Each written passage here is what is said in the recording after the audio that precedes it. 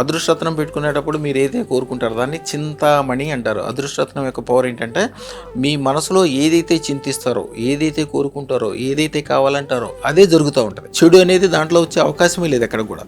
మీరు చెడు కావాలని కోరుకోవద్దు, దాని గురించి తప్పుగా మాట్లాడద్దు. మీరు పెట్టుకున్న తర్వాత మీ దగ్గర 10 కిలోల బంగారం లేనప్పటికీ నా దగ్గర 10 కిలోల బంగారం ఉంది అని రోజుకు 10 సార్లు చెప్పిన 10 రోజులు అనండి. మీరు 11వ రోజు నిద్రపోయేటప్పుడు అమ్మవారు మీరు ఉన్న చెడు మార్గంలోంచి తీసుకెళ్ళిపోయి మీరు ఏ మార్గంలో వెళ్తే 100 కిలోల బంగారం మీరు కోరుకునేది 10 కిలోలే. అసలు 10 తులాలంటేనే అందరూ ఎక్కువ అనుకుంటారు.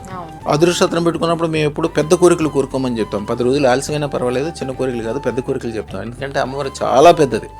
ఆవిడకి పెద్ద కోరికలు తొందరగా తీర్చగలదు, చిన్న కోరికలు నెమ్మదిగా తీరుస్తుంది. మీరు 10 కిలోల బంగారం దొరికే మార్గంలో కూర్చోబెట్టేస్తుంది. అది 10 కిలోలు కావచ్చు, 100 కిలోలు కావచ్చు. మీరు వెళ్ళేటప్పుడు నిద్రమత్తులో నడుచుకుంటూ వెళ్ళినా కూడా మీ చేతిలో బంగారం పడాల్సిందే. అంటే మీరు ఏదైతే కోరుతారో, ఏదైతే కోరుకుంటారో, మీ మనసులో ఏదైతే చింతిస్తారో అదే అవుతుంది. చింతామణి అంటే అదే, దానికి ఆ పవర్ ఉంటుంది.